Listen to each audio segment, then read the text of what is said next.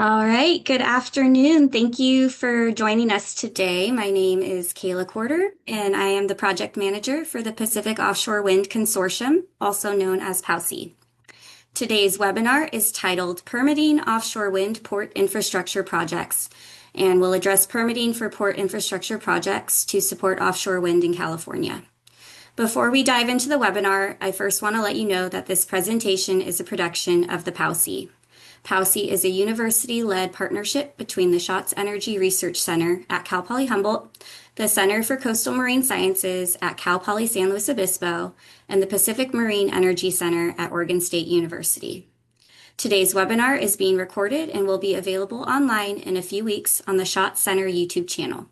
URLs are added to the chat box. We will also be posting the video link on the POWSI website, and we will send an email to registrants once the video is live.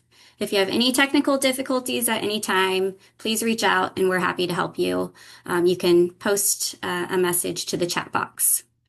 Today's presentation will be followed by a Q&A discussion. If you'd like to ask a question at any time, please use the Q&A box at the bottom of your screen. And now I'd like to introduce Awbrey Yost, a senior policy analyst at the Schatz Energy Research Center, who will be presenting today's webinar. Thanks, Kayla.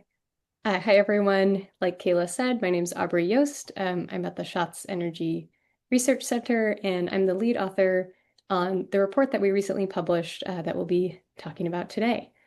I'm coming to you from Arcata, California, which is located in the unceded territory and ancestral lands of the Wiyot people.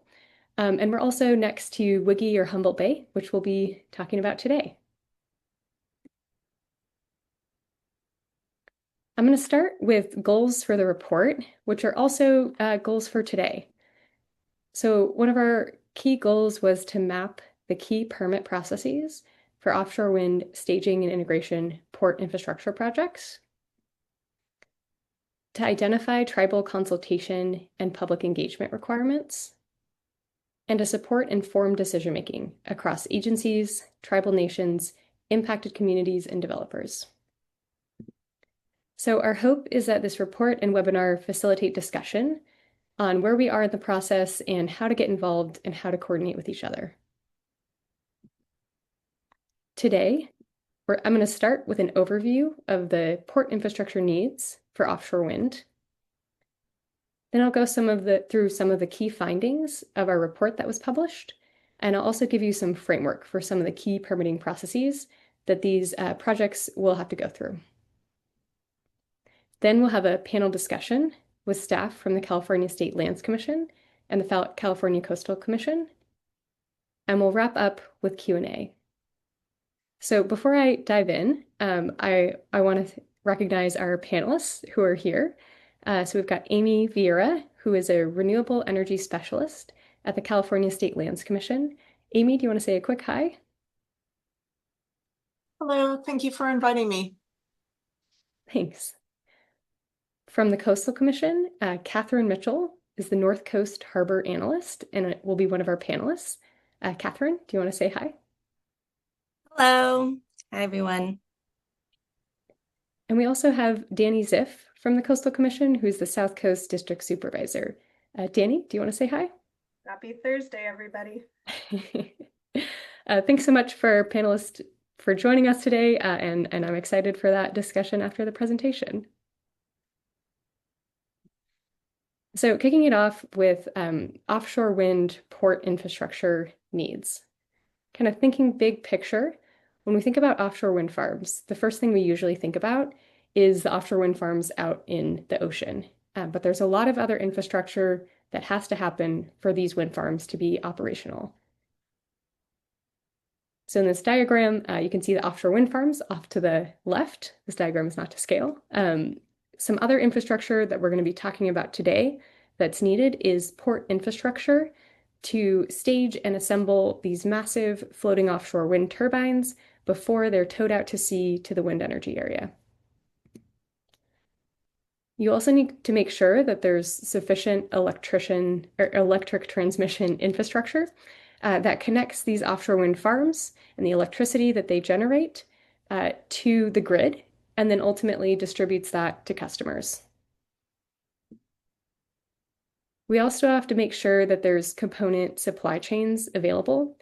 A lot of the components for these floating offshore wind turbine systems are so large that they can't be transported over land. So there have to be manufacturing facilities on navigable waters.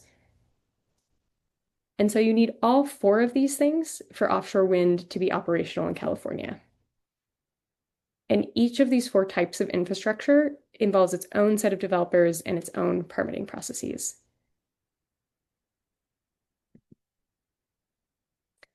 So thinking about port infrastructure, there are three primary types of port infrastructure that are going to be needed for offshore wind in California.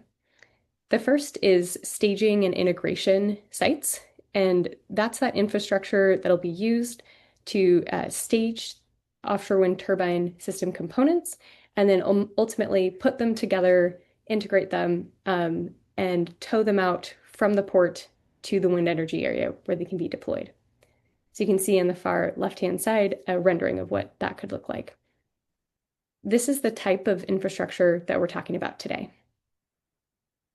For offshore wind, you also need those manufacturing or fabrication sites on navigable waterways like ports, because those components are so large that some of them can't be transported over land.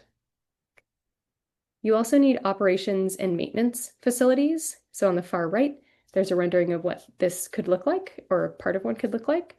And this includes areas to store extra components, offices and warehouses, and marine facilities for ships, boats, and crews that are working on offshore wind turbines.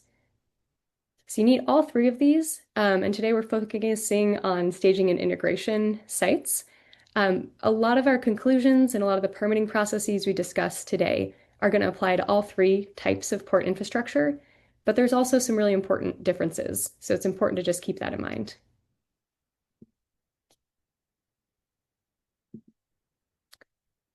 In California, there are limited sites in existing ports that can be used for staging and integration projects. So the ports of Long Beach, Los Angeles, and Humboldt have been identified as the only good candidate sites within existing ports. There are two currently proposed projects, one in Wiggy or Humboldt Bay, and another in the Port of Long Beach. And so we'll take a quick look at both these projects. The Port of Long Beach has proposed the Pier Wind project. It's located in San Pedro Bay within the Port of Long Beach on the ancestral lands of the Tongva people. This project is located adjacent to communities who disproportionately experience negative health, economic, and pollution impacts.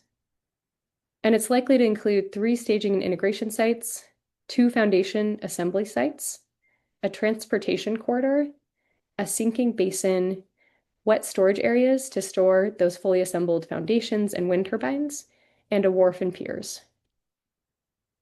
And this project includes the creation of 400 acres of new land from dredging.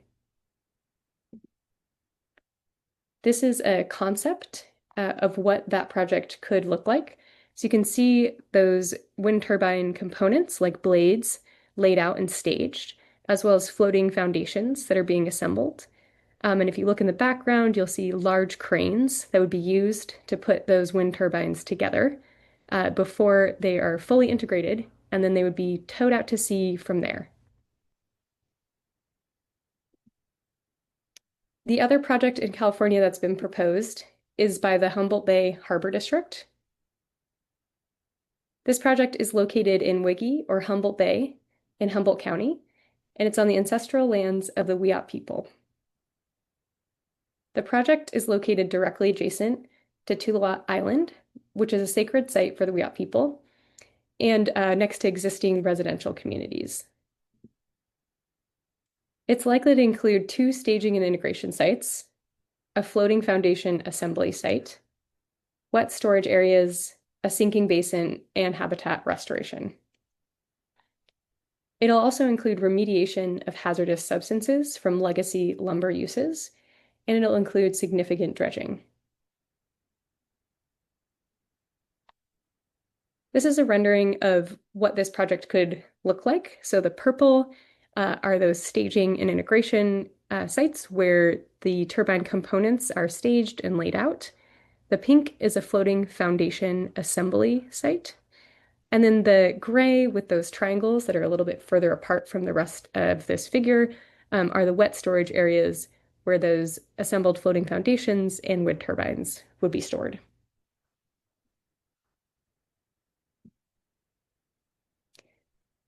We published our report analyzing the permit processes for these types of projects in May. There's a main report, some appendices, and then a 6-page summary report that are all available on our website.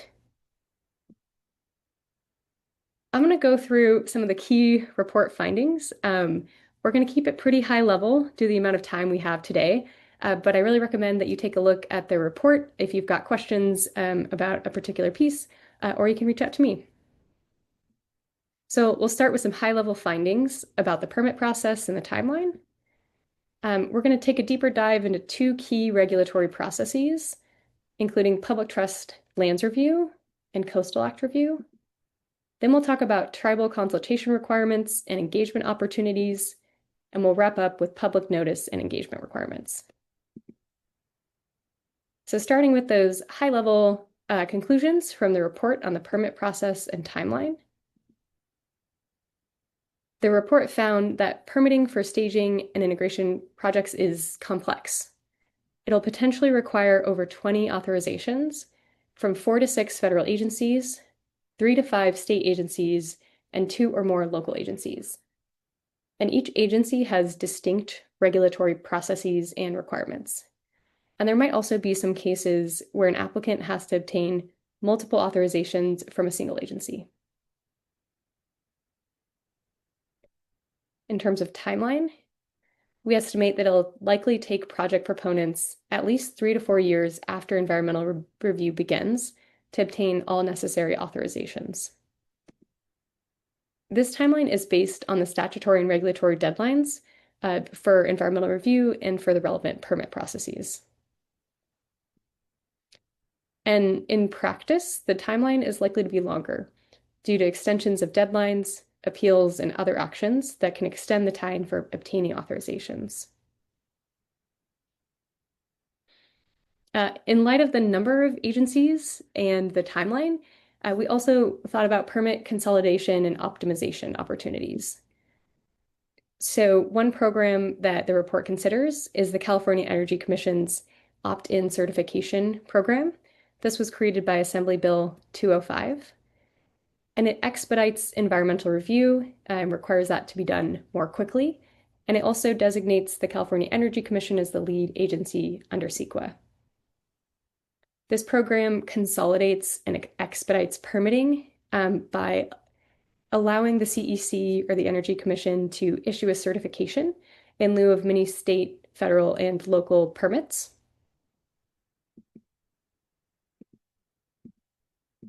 In the report, we find that staging and integration projects might be eligible for this program as facilities that assemble specialized components and systems that are integral to renewable energy. So those specialized components and systems would be the floating foundations and the offshore wind turbine systems.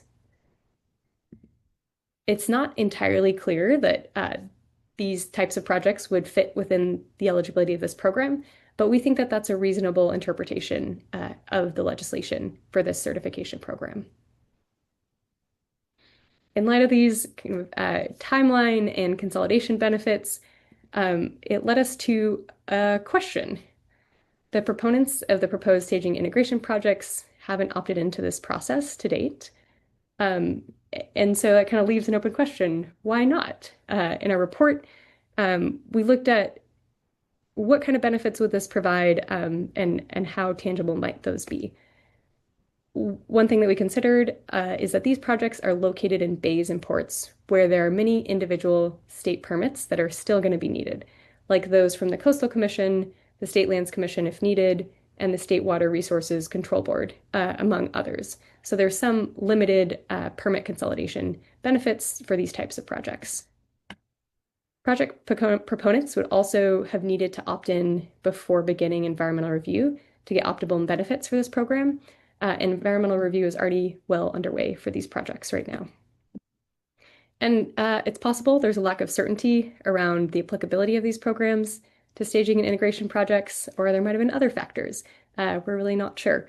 It could have been there are other qualifying criteria, like those relating to labor requirements or community benefit agreements that could have played a role, but we analyzed just some of the aspects of this program in our report in the appendices.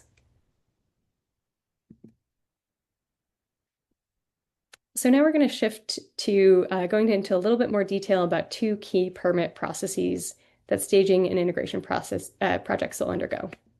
And before we do that, we're going to quickly talk about environmental review. Environmental review is required for these projects under the California Environmental Quality Act, or CEQA, and under the National Environmental Policy Act, or NEPA. The proposed lead agencies, or the lead agencies for the proposed projects for the Port of Long Beach, the port is the lead agency under CEQA, and the U.S. Army Corps is the lead agency under NEPA, and they're currently working on joint environmental review documents.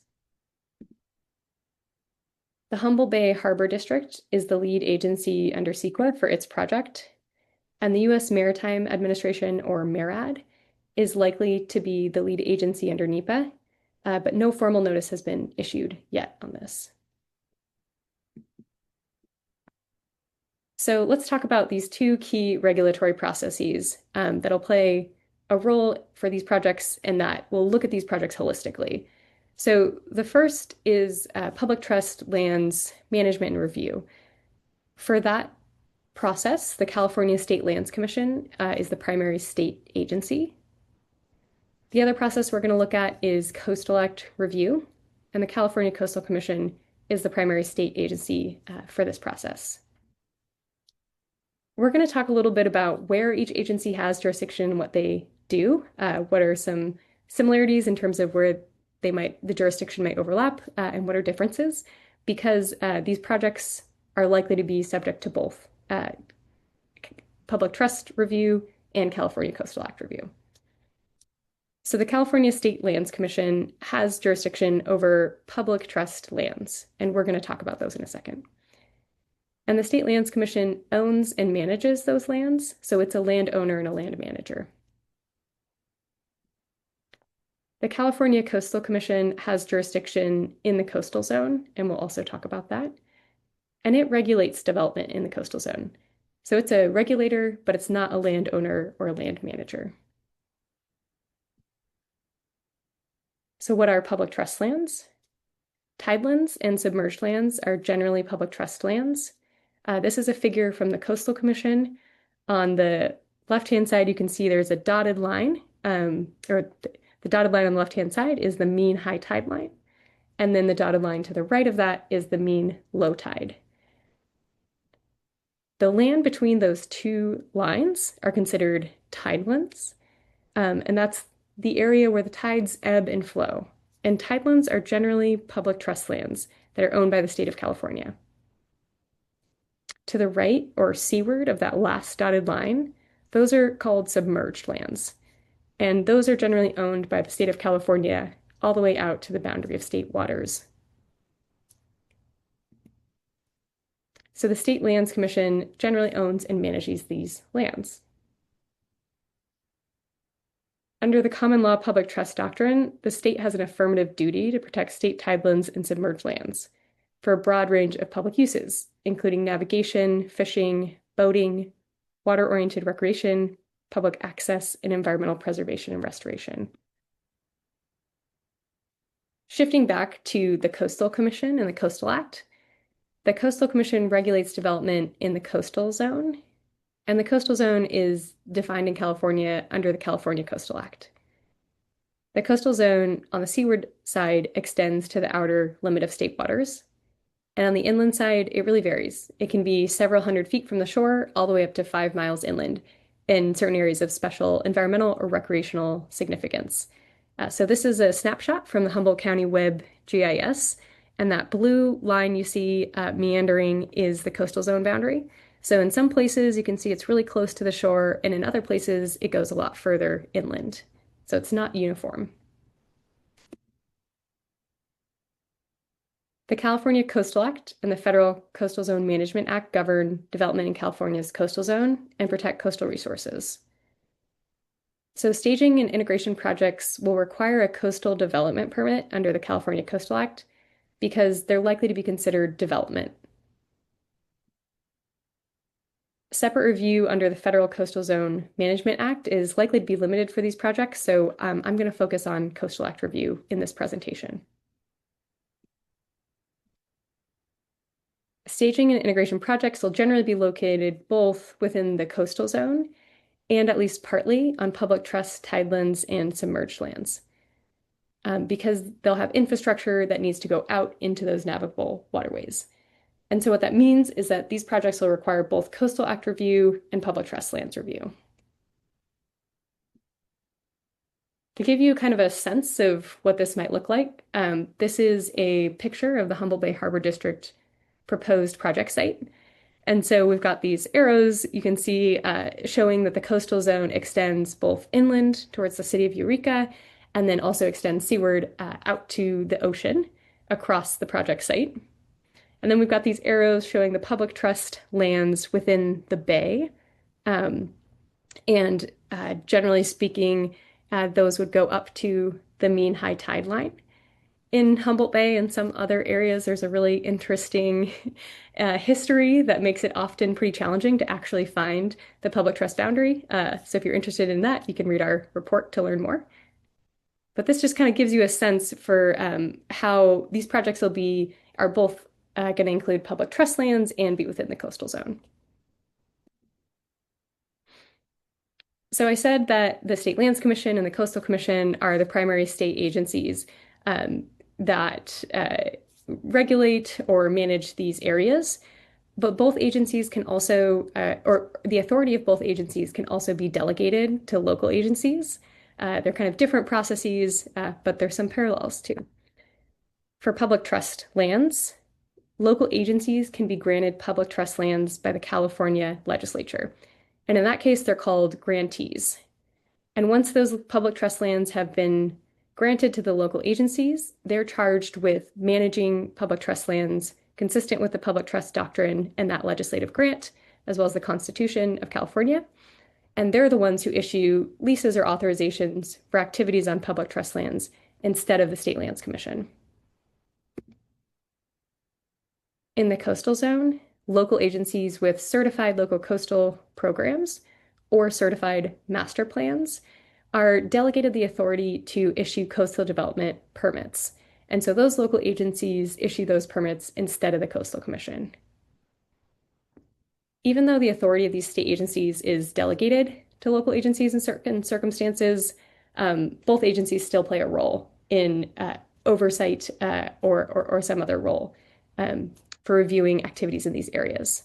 So the State Lands Commission retains its oversight authority, and that can look a lot of different ways. Anything from informally providing advice on what's consistent with the public trust uses that are allowed in a legislative grant, for example, up to litigation to make sure that the grantees are following the requirements. The State Lands Commission can also still issue leases on granted lands for certain dredging activities and for activities that are on ungranted lands that are still managed by the State Lands Commission. So for example, if there was a piece of a project that was on ungranted lands, the State Lands Commission would still have authority to require a lease for those activities. On the Coastal Commission side, the Coastal Commission certifies local coastal programs and port master plans. So local agencies can't be delegated the authority to issue coastal development permits unless and until the Coastal Commission certifies those planning documents. The Coastal Commission also has authority to hear appeals of certain types of locally issued permits. And the Coastal Commission still issues permits for projects that are located, at least in part, outside of local agencies' jurisdiction. So now we're going to apply all of this to the projects that have been proposed so you can get a sense for what the different agencies' roles are. For public trust lands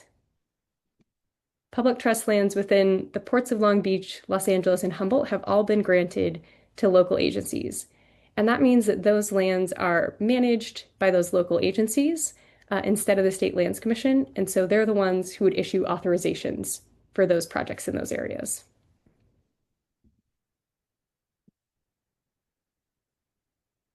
So for the two projects, the Port of Long Beach, as the grantee, would issue that authorization.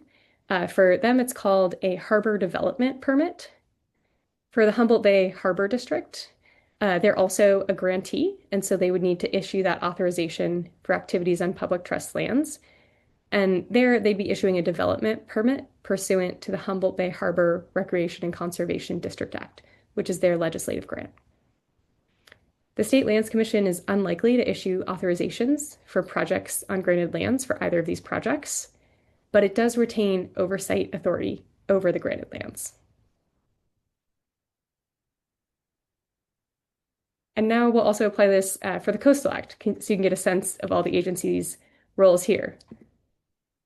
Like we talked about, local agencies can have coastal development permitting authority after they've been delegated that authority from certification of their local coastal programs or port master plans. There are also times where the Coastal Commission and a local agency both have jurisdiction over a project.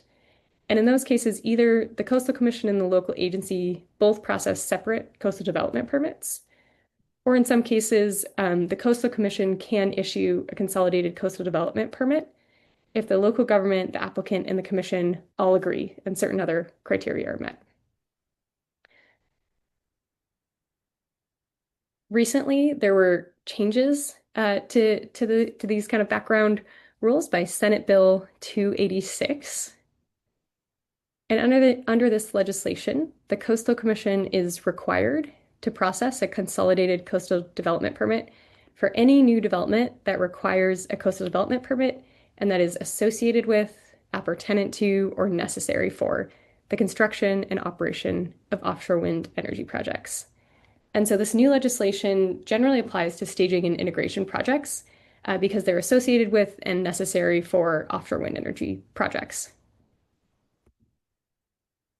This legislation is written really broadly. It says the Coastal Commission is required to process that consolidated permit for any new development. However, there's also another section of this legislation that states that another provision of the Coastal Act applies.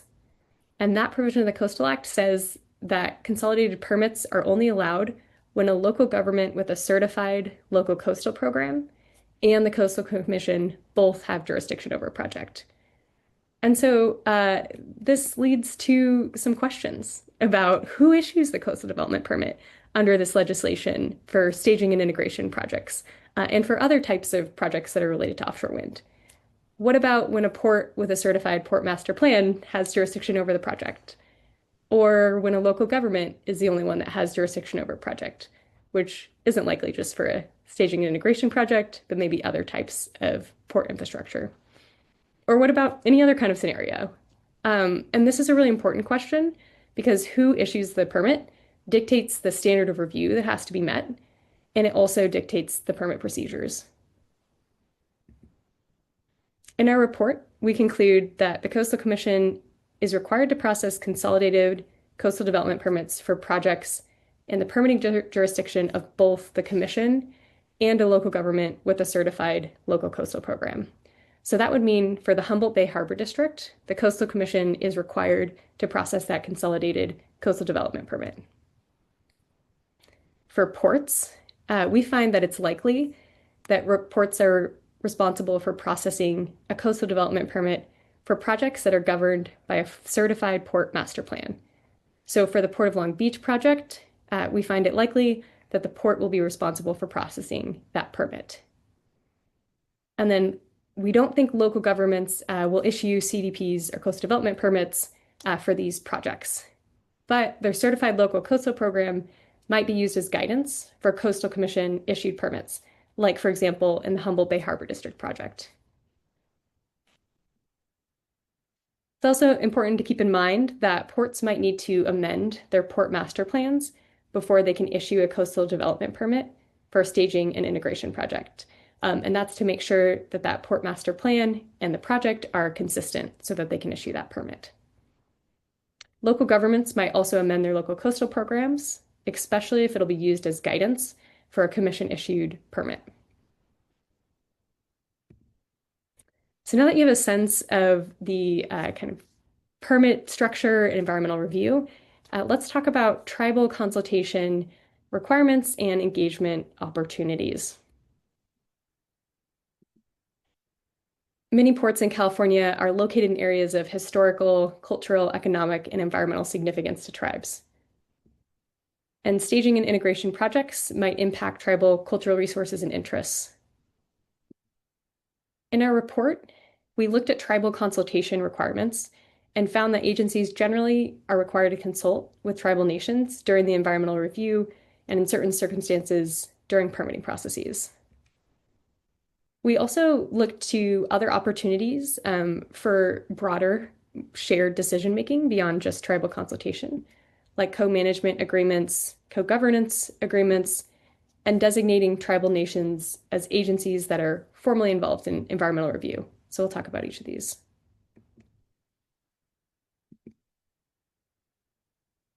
Under the California Environmental Quality Act, or CEQA, lead agencies are required to offer consultation opportunities to federally recognized and non-federally recognized tribal nations that are traditionally and culturally affiliated with the proposed project area.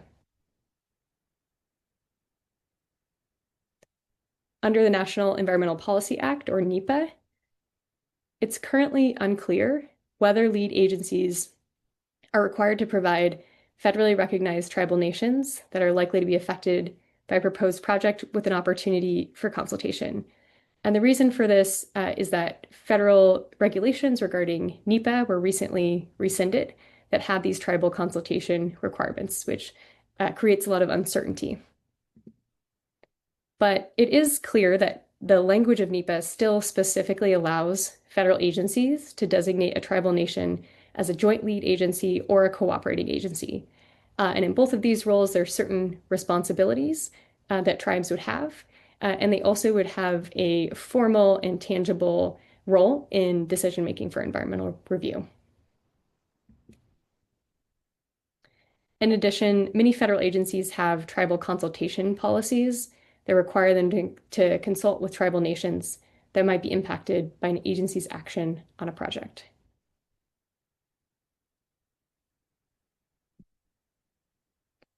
Under the California Coastal Commission's tribal consultation policy, the Coastal Commission is required to consult with tribal nations when a commission decision on a coastal development permit or a port master plan or a local coastal program or amendments to those documents would negatively impact tribal interests.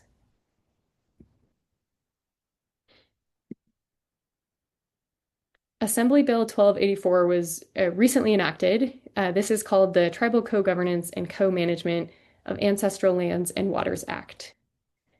And this legislation makes clear that certain natural resource state agencies have the authority to enter into co-governance and co-management agreements with federally recognized tribes to share responsibility, decision-making, and partnership in resource management and conservation within a tribal nation's ancestral lands and waters.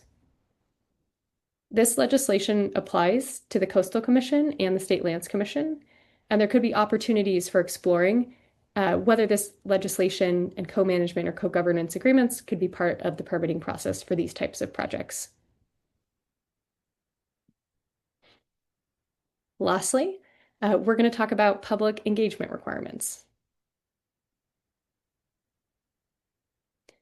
Staging and integration projects are likely to impact communities near ports that already disproportionately face health, environmental, economic, and accessibility burdens. So it's important to think about community engagement points. In our report, we find that federal, state, and local agencies developing environmental review documents and considering permits for these types of projects are typically subject to public notice and engagement requirements under various laws. Under NEPA, A lead agency is required to make an environmental impact statement or an EIS available to the public.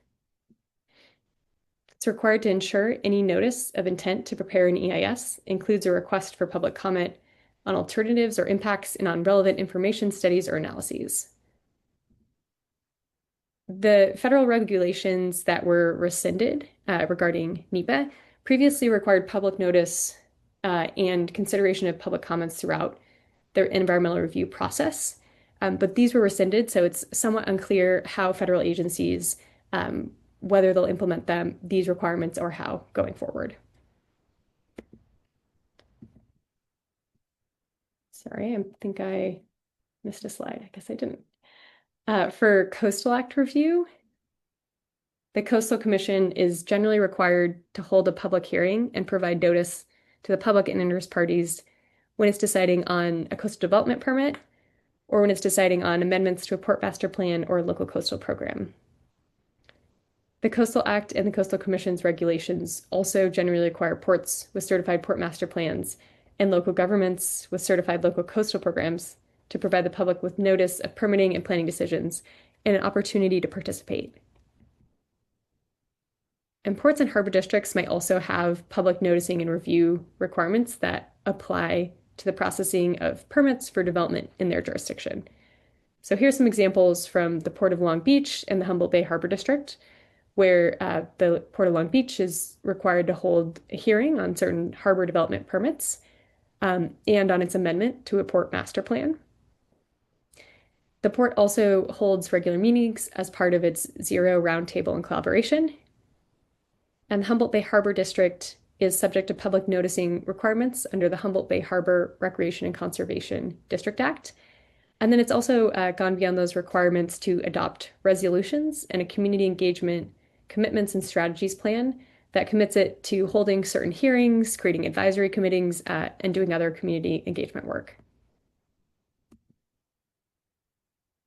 So now we're going to wrap this up, think about big picture. What does this tell us about the permitting process? So one of our key conclusions is that the permitting process for staging and integration projects is complex. It involves numerous agencies and statutes, and it's likely to take several years.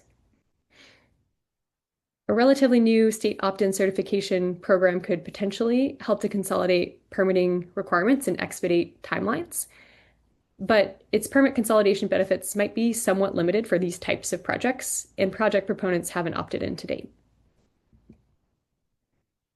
There's also recent legislation to consolidate Coastal Act permitting, which is somewhat ambiguous, but it likely applies to certain staging and integration projects, including the Humboldt Bay Harbor District's project.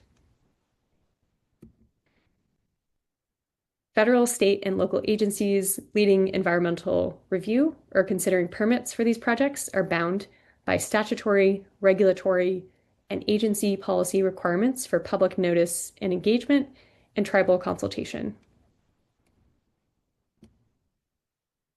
The rescission of federal NEPA regulations creates ambiguity around NEPA-based tribal consultation and public notice requirements. However, statutory public notice requirements and the ability to designate federally recognized tribes as joint lead or cooperating agencies still remain clearly intact. And lastly, there are opportunities for engagement with tribal nations and communities beyond those that are specifically required by statutes and regulations, like those that are allowed under AB 1284 for co-governance or co-management agreements with tribes and certain state natural resource agencies. And with that, we're going to turn to our panel discussion. So we've got, like I mentioned, staff from the California Coastal Commission and the California State Lands Commission. I'm going to be your moderator today. So we've got, again, Amy Vierra. If you want to say another quick hi, Amy, so everyone can see your face. Sorry for putting you on the spot. Hello, sorry. Great, thanks, Amy. Also from the State Lands Commission, we have Jeff Plovnik and Lucinda Calvo. Jeff and Lucinda, do you want to say a quick hi so everyone can see who you are? Hi everyone, Jeff Plomnick with the California State Lands Commission. I lead our Granted Lands program. Hello, everybody. I'm Lucinda Calvo, attorney at the State Lands Commission, and I'm part of the Commission's legal offshore wind team. Great, thanks all.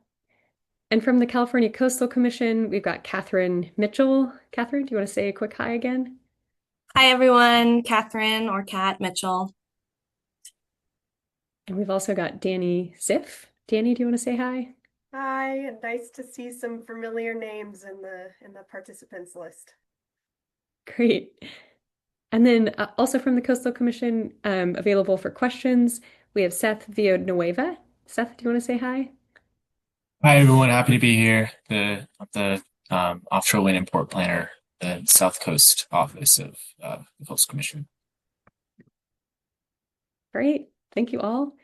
I'm going to stop sharing my screen, and we'll get started with some panelist questions. So the first question I had for you all, if you could please just briefly introduce yourself and your agency, give us a brief overview of what your agency does, and tell us a little bit about the work that you do. Amy, do you want to kick us off? Sure. Can you hear me okay? I can hear you. Okay, great. Yeah, thanks. Thanks, Awbrey, and to your team for inviting us to be here today. Yeah, my name is Amy Vierra, and I'm a renewable energy specialist with the California State Lands Commission. And the commission is primarily a land and natural resource management agency. So similar to a property owner, we issue leases for the use of the state's public trust land and resources. The commission manages approximately 4,000 leases, ranging from residential and industrial piers, offshore oil and gas facilities, marinas, hotels, you name it. Our leasing portfolio is quite large. And I know Awbrey already explained this a little bit, but the public trust lands that the state manages include tidelands, submerged lands, and the beds of navigable waterways at the time the state was admitted to the Union. And that includes those lands extend 3 miles west offshore to the, generally 3 miles offshore to the state federal boundary. We're governed by a 3-member commission, and all decisions are made at publicly noticed commission meetings that happen about every other month. And getting to my specific role, so as the introduction, I think, alluded to, for offshore wind to be successful, a lot of other things have to come into place, like ports or transmission. And so there's a need for a lot of coordination with a diverse group of entities.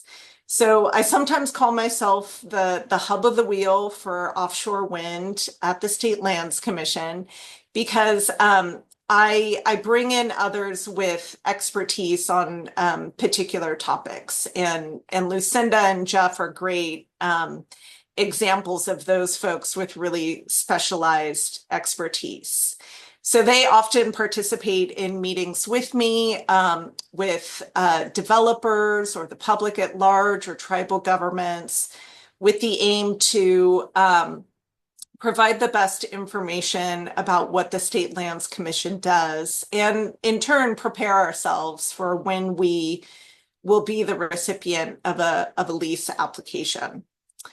Finally, it's worth mentioning, and I'll say this quite a few times today, that State Lands Commission is the lead CEQA agency for offshore wind projects, including component parts like export cables that bring the power to shore. This is a result of Senate Bill 286. But generally speaking, the ports are the CEQA lead agency for the port projects that serve the offshore wind industry. So that's an important distinction. Thanks. Thanks so much, Amy. Kat, would you want to give us a brief introduction, or Dani, either, to the Coastal Commission and to the work that you do.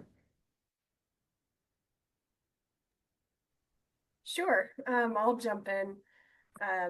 So the Coastal Commission, as Awbrey has already explained very well, we are a independent quasi-judicial state agency. We're responsible for regulating development in the coastal zone, which runs the entire length of California, encompassing both land and water areas. And since Awbrey already explained the coastal zone, I won't go into that, but it is a pretty small sliver when you look at the state as a whole. So the majority of our staff mostly work kind of in two categories. We both work in partnership with local governments to create and implement their own local coastal programs where they get to do the permitting and regulating of coastal development in their jurisdictions, as well as we do a lot of the permitting in local government areas within the coastal zone that do not have certified local coastal plans, as well as in areas of our retained jurisdiction, which usually include the water areas. So we have this wonderful voter initiative state law that we implement. It's called the Coastal Act. It was enacted in 1976. It protects a wide variety of coastal resources that we are charged as a staff with, recommending how local planning as well as, specific projects should be developed, how they should be modified to ensure consistency with the Coastal Act. And as a staff, we make recommendations about that. And then ultimately we have a what's called the Coastal Commission. So same name as the agency, but there are decision makers. They are a board of 12 voting and 3 non-voting members that are both elected and appointed. And they ultimately make the decisions on, what happens with local regulations and specific projects. Oh, and sorry, quick introduction to myself. Forget about that. So I am a district supervisor for our South Coast district. We have several offices up and down the state. I work out of our Long Beach office, which covers most of LA County and Orange County. I've been working personally with the ports of LA and Long Beach for about 8 years now. I am now a district supervisor. I'm working still in that capacity, as well as our office's tribal liaison. Great, thanks so much. Kat, would you like to introduce yourself? Yeah, definitely. Thank you. Thanks everyone for being here. It's great to be here today. I'm Catherine, or Kat Mitchell. I am the North Coast Harbor Analyst. That's my official title. And I've been in this role since about the end of last year, beginning of this year. But I've been with the Coastal Commission for about 5.5 years now. And prior to coming on as the harbor analyst, I was the permit analyst lead for Humboldt County. So I'm very familiar working with the County of Humboldt and with the communities around Humboldt Bay.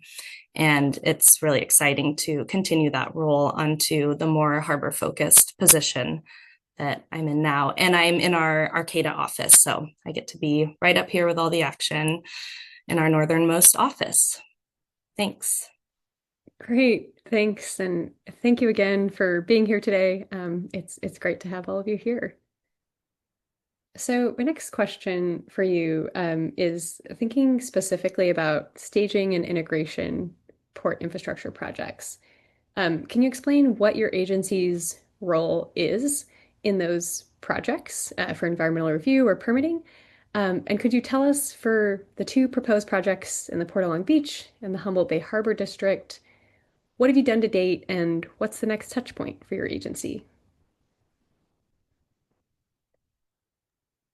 You want me to go first? Sure, Amy, you can kick us off. Thanks.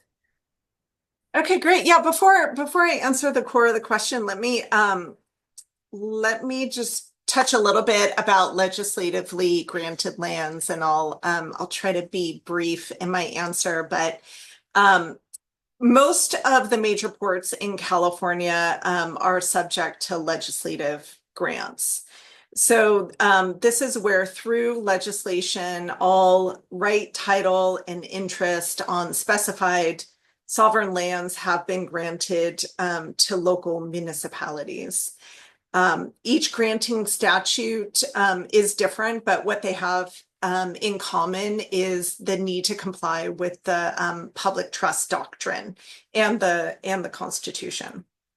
And as Awbrey mentioned, we also retain oversight authority. And if anybody has questions about that, I think my colleague Jeff is in a really great position as the point of contact or the lead on granted lands to answer those questions. But let me just, let me get to the next part of the question, which is what I think, like, what have we done to date, and what are we doing? Okay. So again, just to be clear, because these two port projects are located exclusively on granted lands, our commission's decision-making authority is somewhat constrained. But that being said, we have engaged on both projects. Perhaps the most notable thing is that our commission entered into an MOU with the two ports in December of last year. And that was really to work cooperatively on these fundamental elements that are really important to develop the project. So things like the environment, tribal consultation, equity, community participation, including outreach to environmental justice communities, and the economy. And so as a result of that MOU, we meet monthly with the two ports and with the Federal Bureau of Ocean Energy and Management, Ocean Energy Management, and the U.S. Army Corps of Engineers. We also commented when each of the ports started their environmental review process, and we plan to comment again when those draft documents are released later this year for Port of Long Beach and in 2026 for Humboldt. And then we've been invited by Humboldt to be an observer to their community advisory committee. So we do that on a monthly basis, as well as attending their monthly board meeting. For anybody who's interested, that's happening tonight at 6 o'clock. Thanks. Thanks so much, Amy. And then I will jump in for our agency, for the Coastal Commission. So like Awbrey said, we probably have one of the more confusing set of processes that apply to these projects. Maybe to start first with environmental review, since that's, generally earlier in the process. While the commission's timelines don't really start until we get an application in the door, whether it's from a local government or the project proponents themselves, we try to get involved as early as possible. So we've been having conversations with the Port of Long Beach, up in Humboldt, for a long time. I believe, in fact, we also have a federal consistency review process, whereby, basically any federal agency's actions have to be consistent with the Coastal Act. And so our staff has actually already been involved and reviewed that and acted on it back in 2022, and are still engaged in that. And then our staff, so for the two projects that we're talking about, the staging and integration projects, so the Coastal Act has identified 4 ports that have these port master plans. So the Port of Long Beach, where one of these projects is taking place or is proposed to take place, is entirely within that port and covered by the port master plan. So in that case, the Port of Long Beach will likely have the permitting authority over that final project.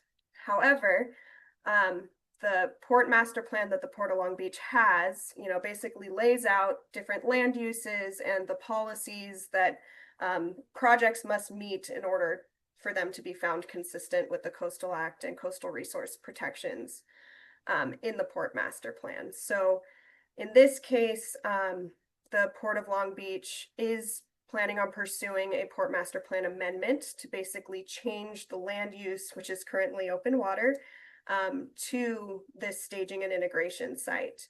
And so that change, that land use change, as well as any new policies that may be necessary to ensure that that change is consistent with the Coastal Act, is going to be part of our review. In terms of what's happening up north,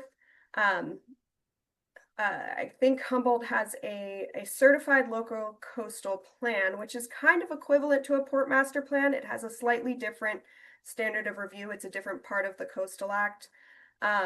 It's called the Humboldt Bay Area Plan. And so what that plan allows for is for Humboldt Bay to issue their own permits within their jurisdiction. And then the Coastal Commission does have some retained jurisdiction that is within the project area.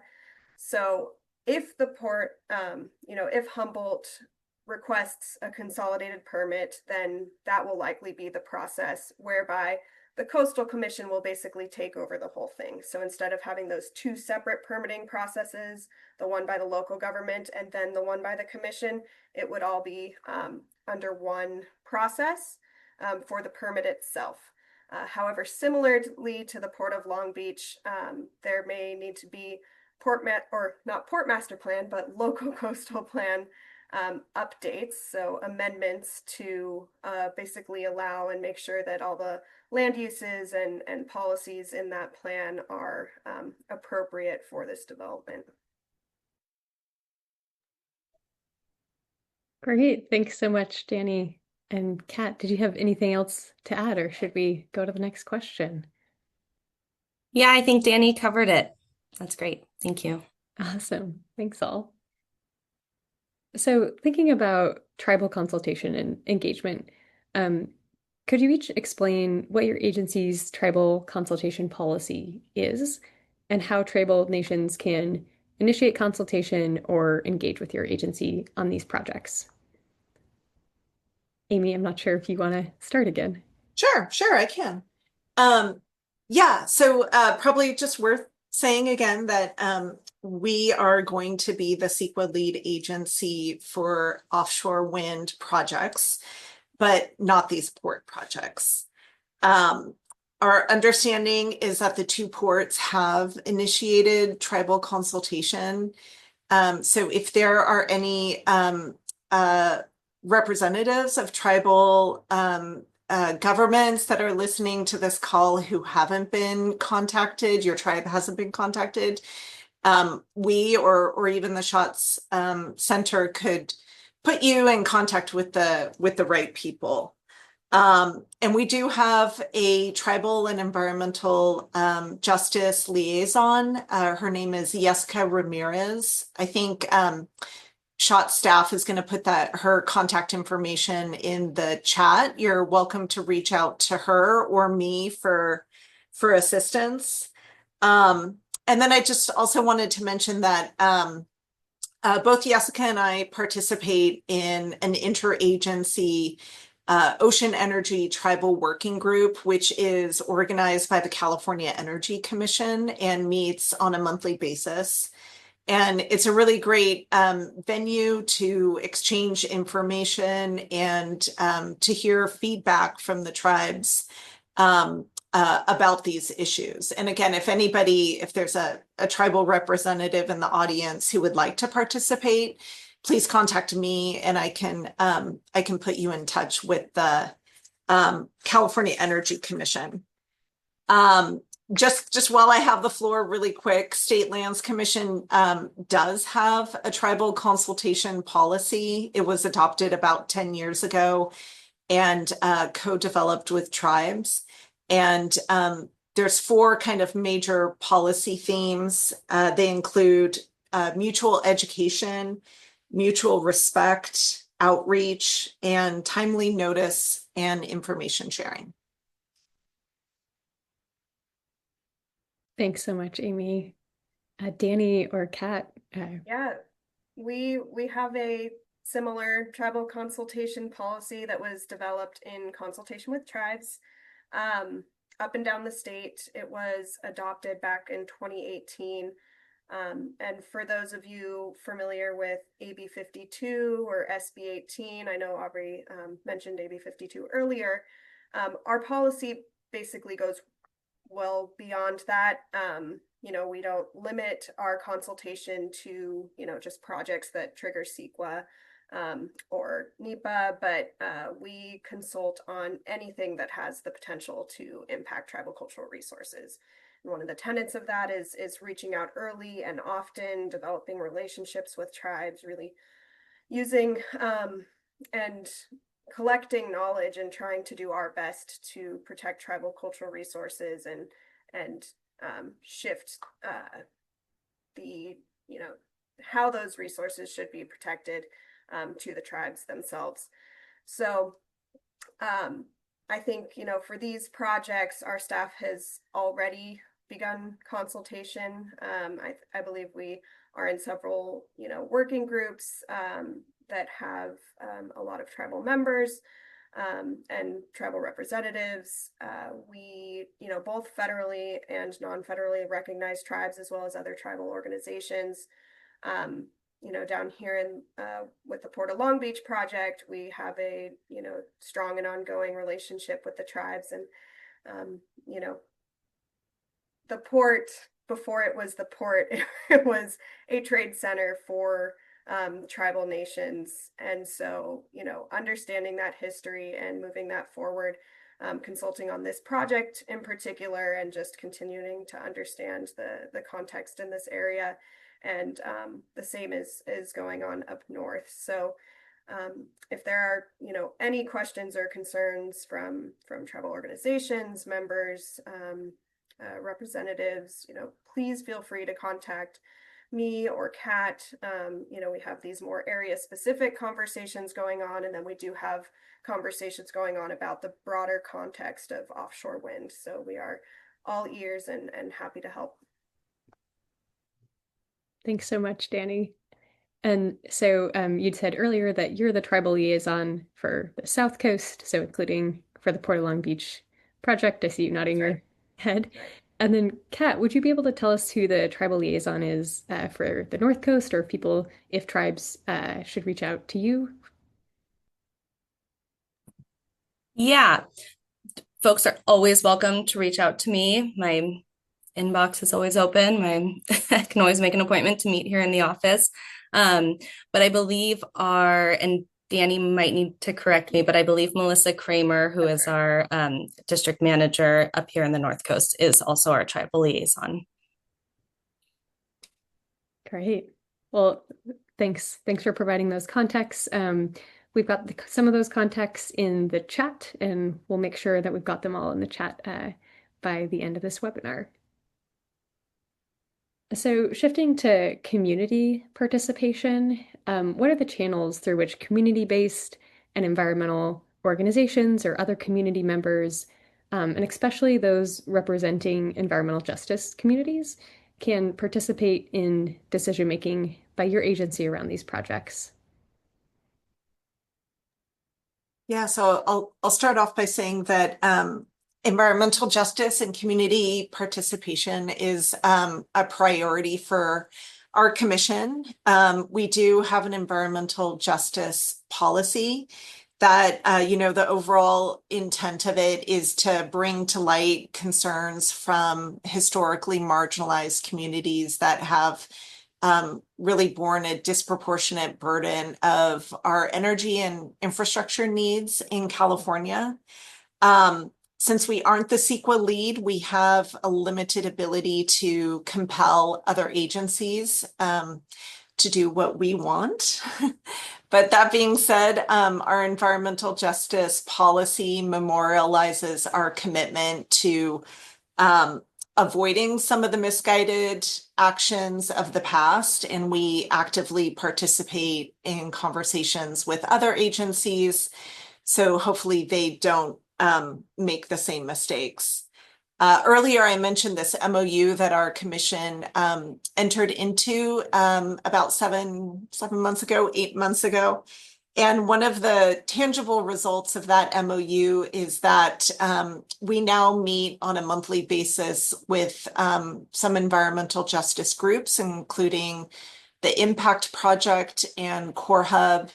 And it's been just a really great opportunity to hear directly from them and hear their concerns. Thanks. Great. Thanks, Amy. Dani or Kat, did you have anything else to add? Yeah. So similar to what Amy was saying, we acknowledge that the site up in Humboldt, specifically on Humboldt Bay, on Wiggy, is adjacent to the existing town of Samoa, to residential areas, to public beaches, to popular surfing and recreation areas. It's an important location for our local fisheries and aquaculture communities. And we're definitely aware of how development of the site could potentially raise concerns around light, noise, air pollution, water quality, impacts to the bay, impacts to cultural resources, and issues surrounding human trafficking and missing and murdered Indigenous peoples. Similar to State Lands Commission, the Coastal Commission also has an environmental justice policy that was adopted in 2019 with the goal to integrate environmental justice, equality, and social equity into all aspects of our work. And we really do try to live that policy in our day-to-day work as well, including with early and meaningful engagement and sort of open communication with the community groups in the areas that we're working in. Another specific outcome of that policy is that our commission's management meets with quarterly meetings between the executive director of the Coastal Commission and environmental justice leaders and stakeholders. And then we also have monthly offshore wind focused meetings with environmental justice coalitions and partners. And then, we try to be involved on our end with commenting on things like CEQA notices and early studies when we can. So, since we're early on in the process right now and don't have any active permits in our hands, we do spend energy encouraging the local harbor districts and ports to be doing a lot of this early engagement as well. And we meet regularly with the harbor district where we're able to stay apprised of the outcomes of their meetings, which I believe are fairly regular working group meetings with different community organizations as well. We are at this point, receiving and tracking any comments that we receive. We're working on running contact lists with local environmental groups and interested parties.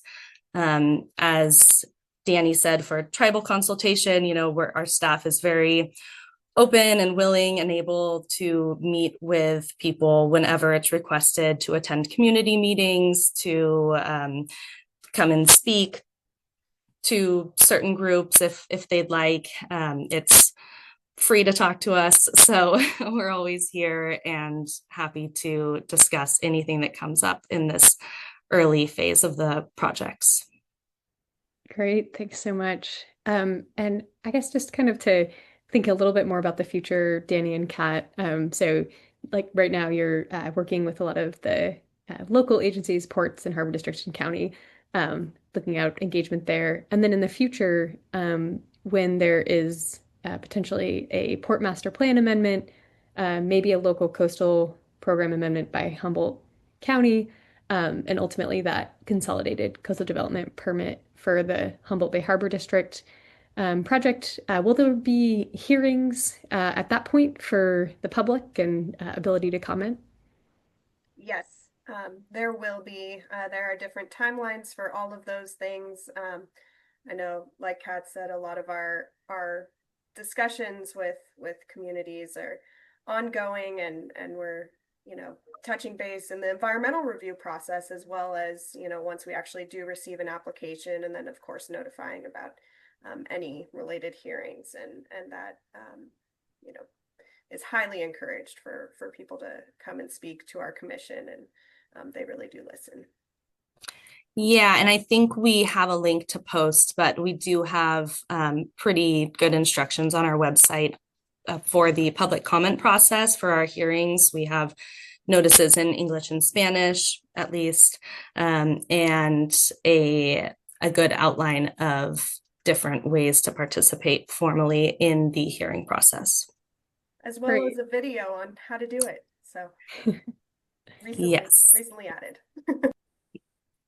Awesome. Thanks. Yeah. So there's these kind of, you know, the engagement at the local level is still important and is kind of filtering up to the Coastal Commission. So that's really important, is what I'm hearing you say. And then also in the future, there'll be some additional opportunities for engagement with the Coastal Commission as those kind of amendments to those planning documents and that Humboldt Bay Harbor District projects coastal development permit once those eventually get to the Coastal Commission. Great.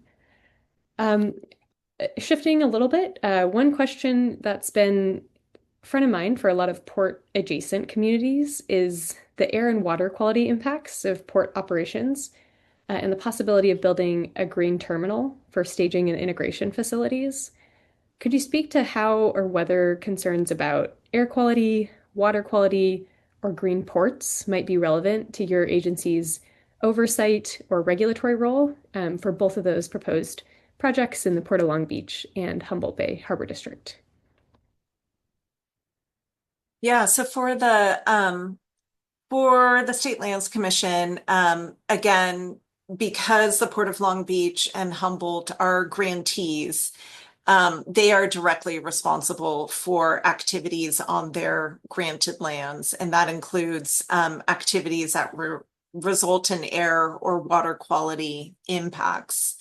Our commission generally does not have a role in authorizing or requiring particular minimization measures on projects that are on granted lands. This is really done by regulatory agencies through the CEQA process or through the permitting process. But there have been situations where the granting statute has kind of created some barriers to grantees using kind of innovative ways to minimize impacts. And we have, and we're ready to assist grantees to try to think creatively. So just one example is that our commission staff previously worked with the Port of Long Beach to develop a framework that allowed expenditure of trust funds for air quality projects located off the port's property. So again, yeah, we're here to help if we can continue those conversations, and of course, we're really supportive of green port strategies. Thanks so much, Amy. And just to follow up on what you said, and hopefully I'm not putting you too much on the spot, but you said expenditure of trust funds, you had a program that allowed for expenditure of trust funds off the port's property. And is it right that, like, generally funds that are generated on public trust lands have to be spent kind of on public trust lands or in the statewide interest, and that's why that was kind of a creative solution? Or could you speak just a little bit more about that? Yeah, I think you're exactly right. And if I can, I think I might turn it to Jeff for a better explanation. Yeah, no problem. Yeah, you are correct. Generally speaking, grantees they have a fiduciary duty as trustees of state-owned sovereign land that has been granted to them. And part of that duty is spending those funds in the best interests of the state and in their position as a trustee, which generally means spending them within the granted land's property. That said, there are some instances, like what Amy said, where we can work with grantees to help them find ways to address direct impacts that occur as a result of their operations off of port properties. There's a framework for that. We kind of shorthand it to direct impact, nexus, and proportionality. But that framework does exist, and we're happy to work with any grantees about how to apply that framework to addressing impacts such as water quality or air quality impacts as they arise. Great. Thanks so much, Jeff, No for problem. letting me put you on the spot. And Dani and Kat, could you speak to how or whether concerns about air, water quality, or green ports fit into the permitting process for the Coastal Commission? Yes, of course. So we are one of those regulatory agencies that do require a lot of mitigation measures or policies that are a lot more specific than, say, a green port policy or a green terminal, strategy more generally. So for the Port of Long Beach, for port master plans, the standard of review is Chapter 8 of the Coastal Act, which is a little more broad, but does have water quality protections, does require that environmental impacts be minimized, that socioeconomic impacts be minimized. So it does have some policies in there that we really use to get at these issues. Chapter 3 of the Coastal Act has a lot more in it. So that's mostly what will be worked with up north. There are a number of more specific policies to protect water quality, to protect biological resources, public access, recreation, tribal cultural resources, as well as anything you can really think of that relates to the coast. The one thing that we don't have direct oversight over is air quality. So the Coastal Act kind of leans on our sister agency, the California Air Resources Board, for making the determinations about appropriate thresholds for air quality. That being said, however, we do have policies. We have our environmental justice policy and some Coastal Act policies that do, relate and require the commission to consider environmental justice. We do have policies that, ensure that vehicle miles traveled are minimized, as well as policies about public access. And if, air quality plays into that conversation about who's accessing the coast and how, then, sometimes we get at it from that angle as well. I think I will stop there. Kat, anything to add? No, not necessarily. Just would add that for the Humboldt Bay project site, I think that was maybe touched on in the presentation.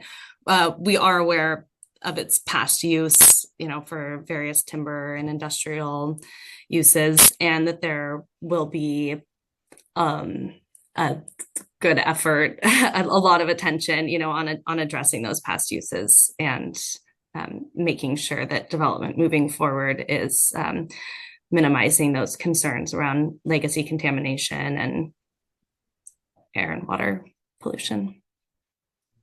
Great. Well, thanks everyone. And kind of just to maybe recap what I heard is from the State Lands Commission, they don't have direct oversight over these projects, but they do have, or they don't have direct kind of regulatory involvement, but they do have that oversight authority.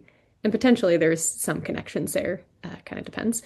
And then for the Coastal Commission, Dani, what you said, I think it can be really confusing or hard to understand, is that there are different standards that apply in the Port of Long Beach, where that port master plan governs, and that's generally the standard of review.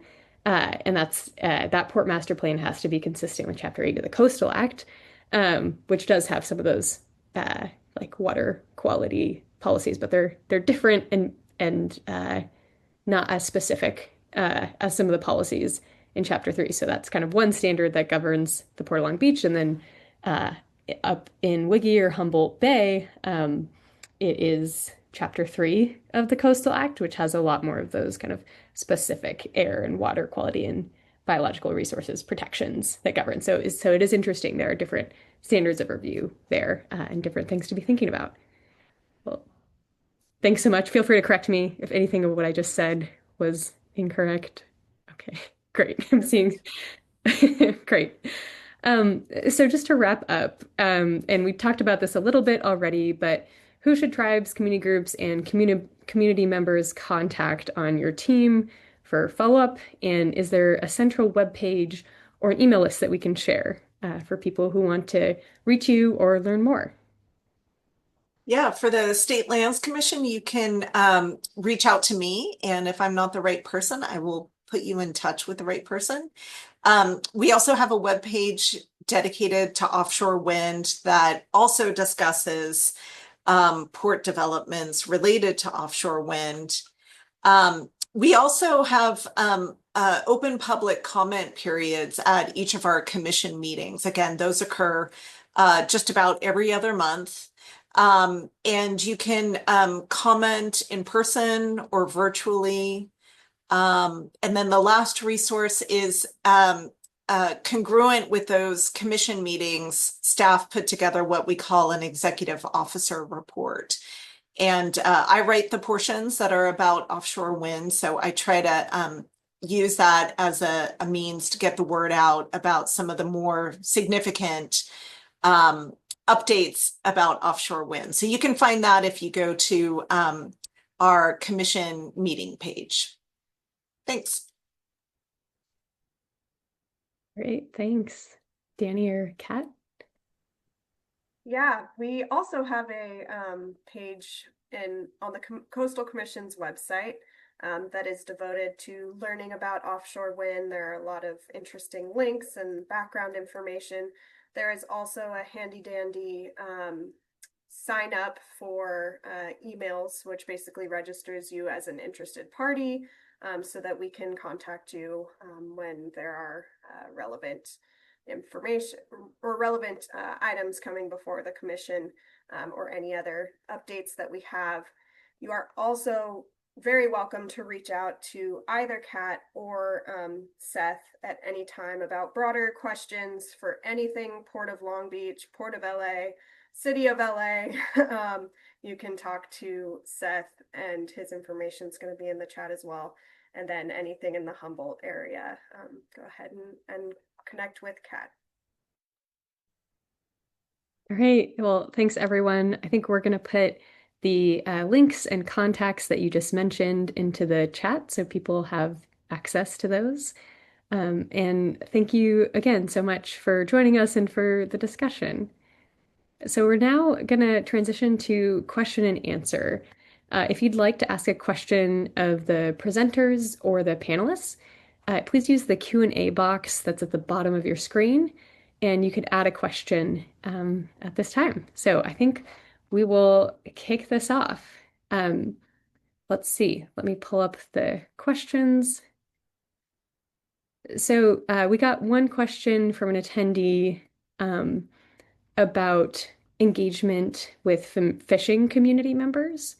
And the attendee's wondering if you could talk about ways that your agencies are engaging with fisheries.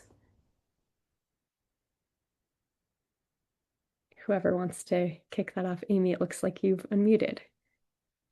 Well, I was actually going to talk about a process that the Coastal Commission is leading up. So maybe I should let you guys talk about this. I'm referring to the Condition 7C working group. And I can talk about that a little bit if you guys prefer that I do that. Go ahead, Amy, especially if you're involved in that group, because that's really our federal consistency team, who, you know, we're aware of that and involved sort of on the sidelines, but I don't think Dani or I are specifically in those working groups, which Sure. I think you might be. So go ahead, Amy. Yeah, I am a non-voting member of this working group. So yeah, just a little bit of context about this group. So it was created as a result of when the Federal Bureau of Ocean Energy Management leased the 5 areas in federal waters off California's coast. They needed to obtain from the California Coastal Commission federal, and I'm sorry here, it's either federal consistency determination or certification. And as a result of seeking that approval, the Coastal Commission attached several conditions. One of them was that a working group had to be formed, including commercial, recreational fishermen, I believe recreational fishermen and processors, to develop a statewide strategy to minimize the impacts to the fishing community. That was the origin of the group. It was maybe 12 months later codified by the passage of SB 286. Kat and Dani's colleagues at the Coastal Commission have been facilitating this group for almost 18 months now. It's a group, again, that consists of representatives from fishing communities, offshore wind developers, and then there's a bunch of members that represent the different state and federal agencies, but we are non-voting members in that group.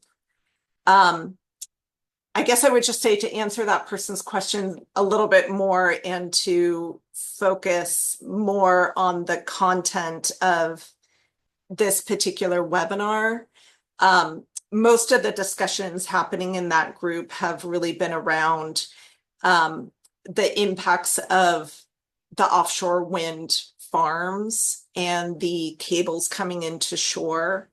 Although, I mean, there has been some discussion about port impacts, but I don't want to give the impression that it's a group that is solely focused on port impacts. Yeah, maybe I'll just wrap up by saying, you know, the project proponents themselves, Port of Long Beach and Humboldt, I believe they have also been meeting with fishing organizations. Yeah, in fact, I could probably take a couple of minutes here and bring up some of the working groups that Humboldt has convened. So hopefully that's a good start to an answer. And I can also add, you know, beyond engagement, the Coastal Act does protect commercial and recreational fishing and the safety of vessels. So it is something that we will consider in any of our actions on Port Master Plan amendments, LCP amendments, coastal development permits. It's part of the analysis. Great. Thanks so much. Another question we got relates to federal consistency review, which you mentioned, Amy, and which I mentioned in my presentation. The question is kind of asking me to clarify my comment during the presentation about the limited nature of federal consistency review for staging and integration projects. The attendee says that they think federal permits would be a significant part of these projects because the Army Corps, given the Army Corps' responsibilities for dredging, and just kind of asking how that fits in. That's a really great question. So I can kind of take a first stab at that, and then if anyone else has anything to add, I'll give you a chance. So I mentioned in my presentation that I was going to focus on Coastal Act review instead of federal consistency review under the Federal Coastal Zone Management Act. So the Federal Coastal Zone Management Act requires the Coastal Commission to do federal consistency review of federal impacts, federal actions and activities that might have impacts within the coastal zone. So those could be activities within the coastal zone or even outside of it. And so generally there's often separate federal consistency review, and then you might also need to get a coastal development permit. In the report, we find that for staging and integration port development projects, that separate federal consistency review is likely to be somewhat limited because there's not a requirement under the Coastal Act or the Coastal Zone Management Act for that separate review if the activities are authorized by a Coastal Commission issued coastal development permit. So in Humboldt Bay or Wiggy, for example, for the project proposed by the Humboldt Bay Harbor District, we expect the Coastal Commission to be responsible for processing that coastal development permit. So any of those activities that are authorized by that permit generally don't require a separate federal consistency review. And then additionally, for activities that are consistent with a certified port master plan, like the Port of Long Beach has, those activities also generally don't require separate federal consistency review. And so that's what my comment meant. And in the report, we kind of say that federal consistency review that's distinct is likely to be somewhat limited for these projects because those are kind of the main authorizations that we're expecting to authorize a lot of those activities. That said, there could be activities that are not authorized by the coastal development permits issued by the Coastal Commission or the Port of Long Beach. So there's still the potential for that separate federal consistency review, but for most activities, I think we expect those to be authorized by coastal development permits. Yeah. Does any of our panelists or other people have anything else they wanted to add on that one? No, I see people shaking heads. Okay, great. All right. We've got a question about navigable waters from an attendee.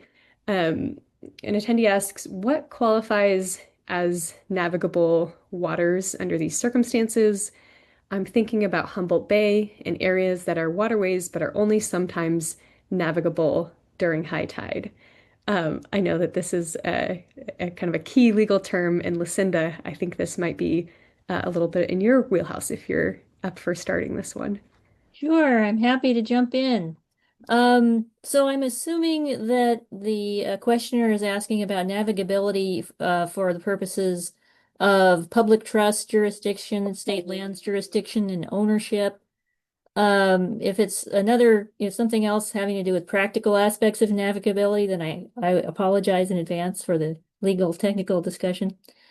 But generally speaking, if we're talking about the determination of whether there's public trust, state lands jurisdiction, generally speaking, that's going to be if the waterway was susceptible to commercial navigation when California became a state. And that navigability needn't have been continuous. So if it was an area where, when the tide was in, you could navigate, but then when the tide was out, you couldn't, then that could still be commercially navigable. Additionally, the Civil Code provides some additional definitions on where the tidelands are, and that's defined in Civil Code Section 670 as the ordinary high water mark. Water boundary determinations and state lands public trust jurisdiction is a really complicated area. And we at state lands have a lot of expertise and surveyors and all kinds of folks who work on this kind of site-specific determination. So if folks have questions about that, we encourage people to reach out to us because that's part of what we do.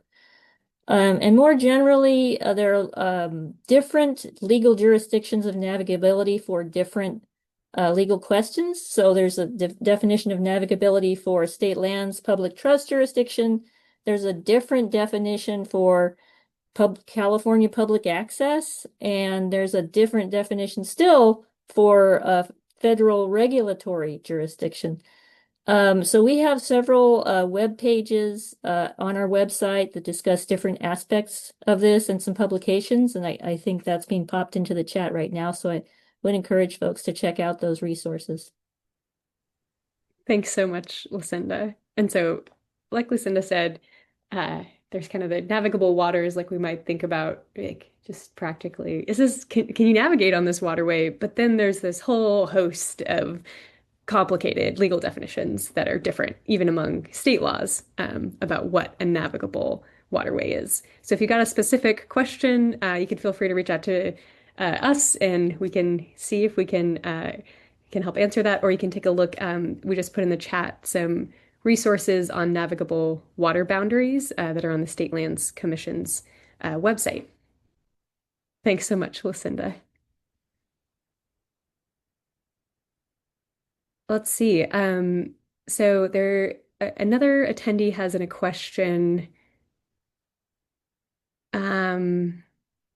about federal involvement. And I'm not sure that any of us are going to have the answer to this question, but I think it's probably something that a lot of people are thinking about right now. So the question is there federal agency engagement or involvement still taking place given the current state of the federal government? And is that likely to delay or threaten the forward progress of the port permitting processes? It's a really big question that we're thinking about, I think, in a lot of different spaces, including here. I guess one thing I would say is that not all, but many of the permitting processes for these projects are within state and local agencies' purview. And so there is a little bit more state and local control over these kinds of projects as compared to the offshore wind farms that are out in federal waters, where the Bureau of Ocean and Energy Management, or BOEM, really is a central regulator along with other federal agencies. So I would say that there are some differences, just kind of big picture, between these staging and integration port infrastructure projects and the offshore wind farms themselves. That said, there are still numerous federal agency authorizations that are going to be required for these projects. Environmental review is required under NEPA. And we do know that the U.S. Army Corps is the lead agency for the Port of Long Beach project. I can't say that I have insight on what's happening in terms of federal agencies' involvement on these projects. If anyone else has other thoughts to add, feel free to jump in. Those are kind of my big picture thoughts about federal agency involvement for these types of projects.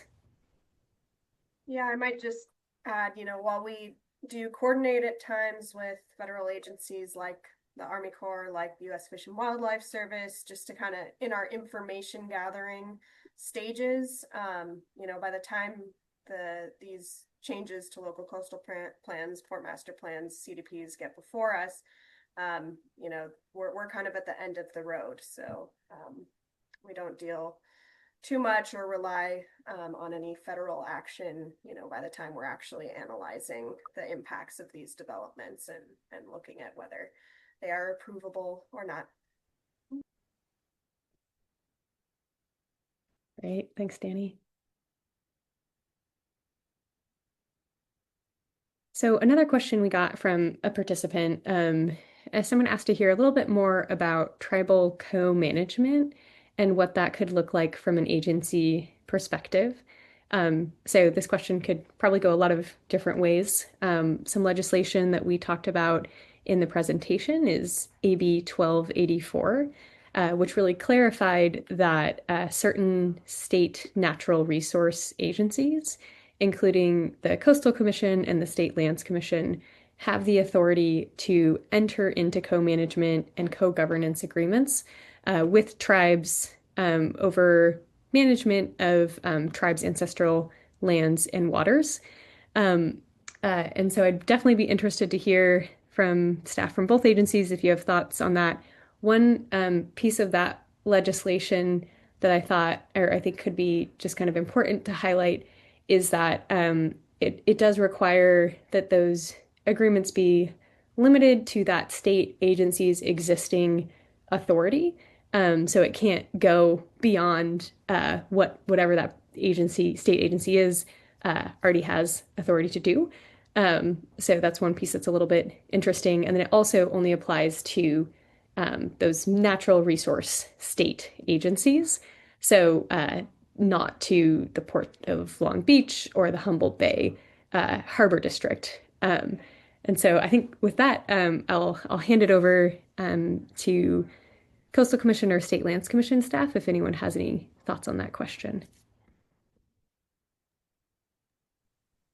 I was going to maybe turn to my colleague Lucinda, but I'll say that I'm aware of at least 2 actions that our commission has taken where I'm not sure what the right phrasing is, where we've allowed tribes to restore their original ownership over lands. I believe these were inland lands, not ocean lands or coastal. And this was before my time at the State Lands Commission. So I'm not sure if Lucinda, you had any experience with those efforts. Yeah, I'm generally familiar, but not familiar in detail with what you're describing. I know there was something like that in the Owens Lake area. So the State Lands Commission, in addition to managing public trust sovereign lands, we also manage other lands known as school lands, and then there are proprietary lands where the state owns the land more in the character of an ordinary landowner. So those are all different. The rules would be different for potential tribal co-management opportunities would be different for each of those categories because we're under different legal constraints in each one. So there are some ways where for school lands or our proprietary lands, there might be some greater opportunities for a more extensive co-management or land back.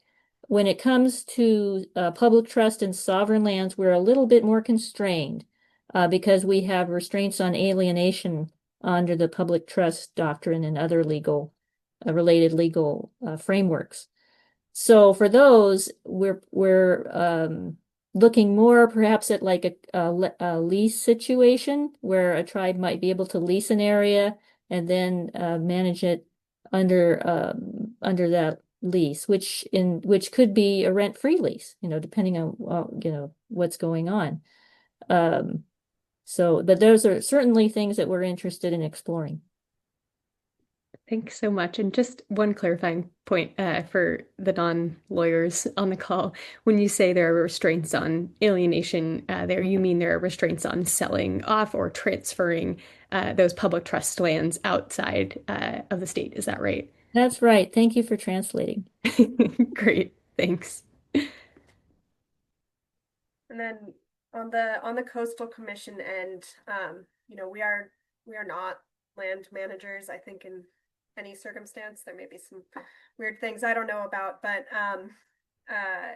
so we're kind of limited to the projects before us and what we may or may not be able to require based on potential or known impacts to tribal cultural resources. So I will say for the Port of Long Beach, another element to consider is that the law that we're talking about does not apply to the tribes down here, the Gabrieleño or Tongva tribes whose ancestral territory this project would be in are not federally recognized. However, we've been working with the Port of Long Beach to add not only their own consultation policies to their port master plan, but more strict and specific tribal cultural resource protection policies within their port master plan. And then as far as, the actions that we, maybe eventually taking up north, I think, like I said, whatever we require in terms of certain policies or certain mitigation measures with the eventual projects that will be coming before us, it has to be tied to the coastal resource protections, and there's a policy about protection of archaeological and paleontological resources that would be in play up in the Humboldt Bay area. And, that's something we've taken to mean to include tribal cultural resources. We also have protections for, open space, habitat, wildlife, water quality, that also can be related to tribal cultural resources. So, if there are ties there that, the best protections for those are, co-management, then, that's something any tribe should definitely bring up with our staff, and we should have those conversations.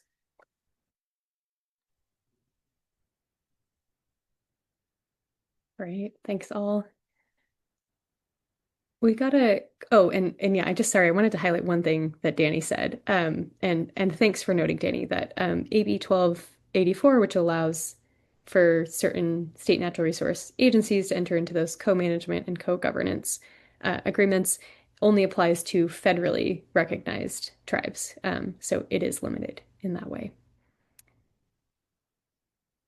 We got a question about funding for a project.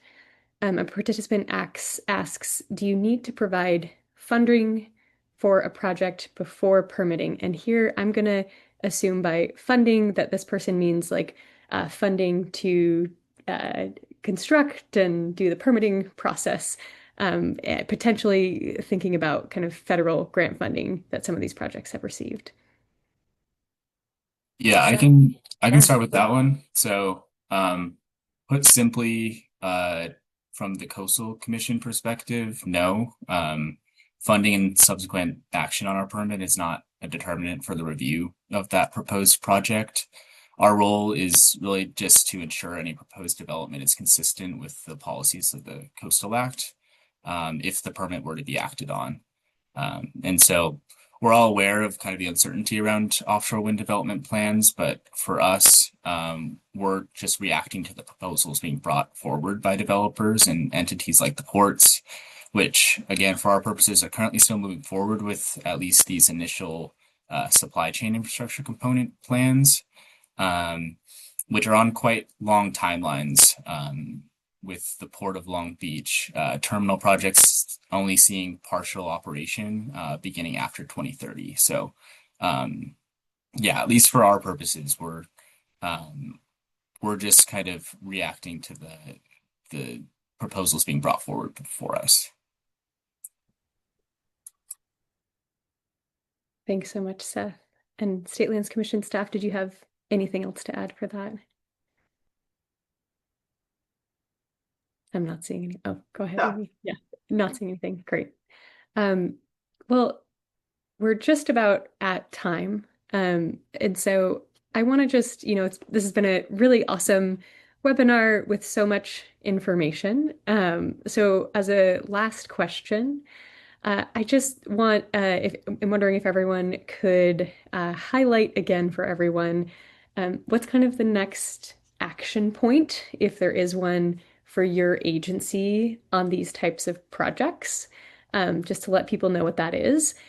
And then also, if there's any other kind of key takeaway that you have for people from this webinar or for your agency's role in these types of projects, let us know what that is. And that could be really short and simple. I'll go first. Great, thanks. Yeah, I think to answer the first part of the question, one really significant milestone that is coming up pretty quickly is the release of the draft environmental impact reports and or statements.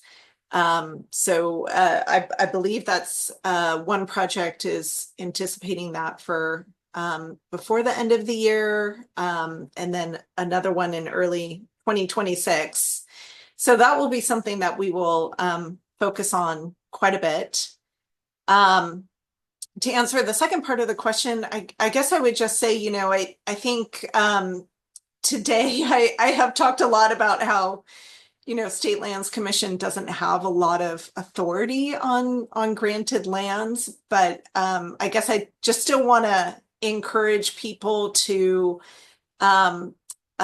talk with us, let us know your concerns. We're trying to stay abreast of of these projects. And so hearing from the public or stakeholders is really helpful. Awesome. Thanks so much, Amy. Yeah, I can go for the North Coast area of the Coastal Commission.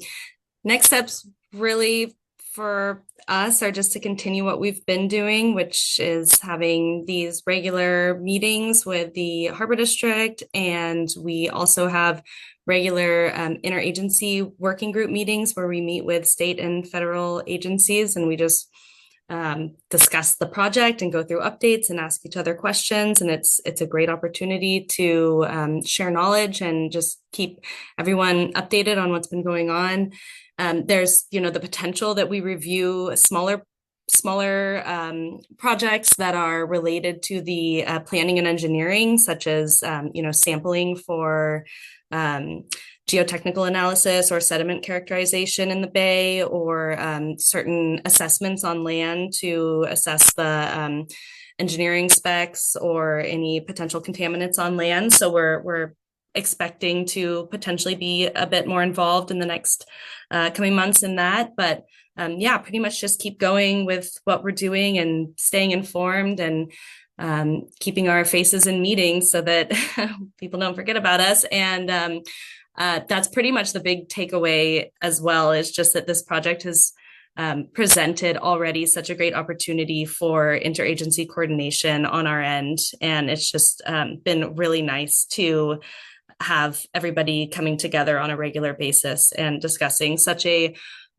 big, complex, future-reaching project. So potential projects. So it's been very nice. And I'll pass to Dani. Yeah, those are some great takeaways, and I don't think I have much to add except, down here, I think we're doing the same, continuing on working as, really closely as the port starts to really detail what their proposal may look like, just being involved every step of the way and continuing to communicate with our tribal partners, with our environmental justice groups and communities, keeping everyone appraised and understanding what the potential impacts are and what may need to be done to ensure consistency with the Coastal Act. Great. Well, thank you all so much for joining us today and for sharing so much information. Really appreciate that. I'm going to put the contact information up that we were shared in the chat. And I think I'm going to hand it over to Kayla to wrap us up. Thanks, Awbrey, and thank you to the panelists, our backstage crew, and to everyone who joined us today. As mentioned, for questions about the report, please contact Awbrey. Her details will be shared in the chat, along with websites and contact information for the California Coastal Commission and the California State Lands Commission. If you have any questions about POWSI research or interested in receiving updates about upcoming reports and events, please be sure to email us at info@powsi.us. And you can also learn more about the Schatz Center's offshore wind research at schatzenergy.org/wind. So thank you all for joining us again, and we'll talk soon.